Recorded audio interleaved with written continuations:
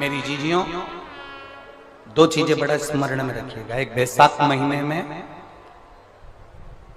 मट्टी के पात्र का जल, बैसाख के महीने में मिट्टी के पात्र में जो रात्रि भर जल रखा हो, मिट्टी के पात्र में, अगर आपके पास में घड़ा हो, हंडा हो, नी हो, तो दिया हो, दीपक हो, कुल्लड़ हो, कोई भी तुम्हारे पास में जो मिट्टी का पात्र, उसमें जल भरना।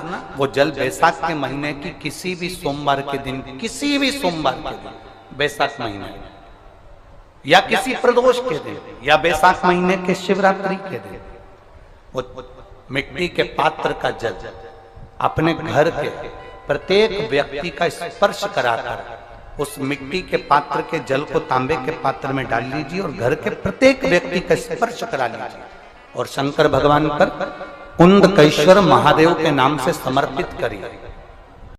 कभी जीवन में पीछे पलट कर देखने की जरूरत नहीं पड़ेगी, आप उन्नति की सीढ़ी की ओर बढ़ते चले जाओगे। बैसाख महीने में मट्टी के पात्र का जल भगवान शंकर को समर्पित होना चाहिए। उसका सुख हमारे जीवन को एक आनंद फल प्रदान। एक शीतल आरती होती है, मेरी जीजियों बड़े सावधानी से सुनिएगा। एक शीतल आरती होती है। कभी अगर तुम्हारे जीवन में अगर कभी तुमको ऐसा लगे कि रोग बड़ा भारी हो चुका है और बहुत भारी रोग मुझे घेरता जा रहा है, या डॉक्टर को दिखाने जा रहे हो और तुम्हें ऐसा लग रहा है कि डॉक्टर कोई बड़ी बीमारी बताएगा, तो उस समय पर शीतल आरती का प्रयोग करें। एक पुष्प हाथ की हथेली में रख लीजिए, एक पुष्प हाथ की हथेली में रख लीजिए, और यहां तक शास्त्र कहता है अगर हो सके तो आंकड़े का अगर पुष्प मिल जाए, तुम्हारे यहाँ क्या बोलते हैं उसको, मंदार का फूल, आंकड़े का फूल, अकौए का फूल, जो शंकर भगवान पे चढ़ता है, छोटा सा होता है, घुंघरू जैसा होता है, वो कई पुष्प बोलते हैं। आग का पुष्प मिल जाए तो ज्यादा अच्छा है।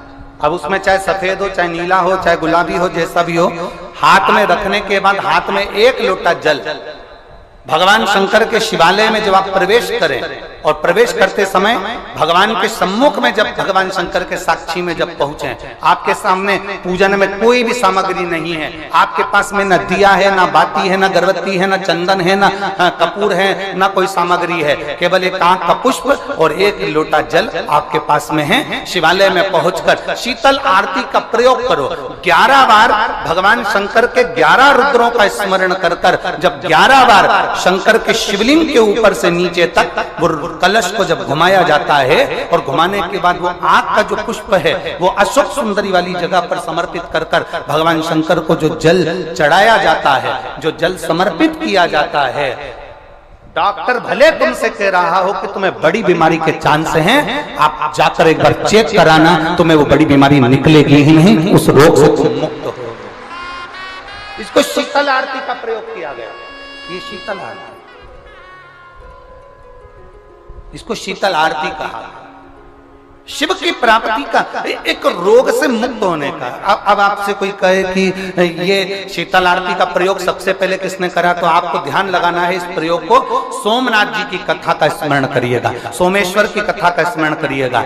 आप स्कंद पुराण में, शिव महापुराण में सोमनाथ जी की कथा का स्मरण करिएगा। चंद्रदेव को काया का रोग हो गया, रोग इतना भारी था, चंद्र समझ नहीं पा रहे थे मैं करूं क्या। जब देव ऋषि नारद के पास पहुंच गए, नारद जी ने कहा एक पार्थिव शिवलिंग का निर्माण करो, बालू के शिवलिंग का निर्माण करो, और समुद्र का ही जल भगवान शंकर को उनके आनंद से आरती कर कर उनको चढ़ाने का प्रयास करो। और शिव ने ऐसी कृपा कर दी कि चंद्र के पास आकर भगवान शंकर ने कह दिया, चंद्र मैं तुझे वर देता हूं, तेरा काया का रोग समाप्त होगा।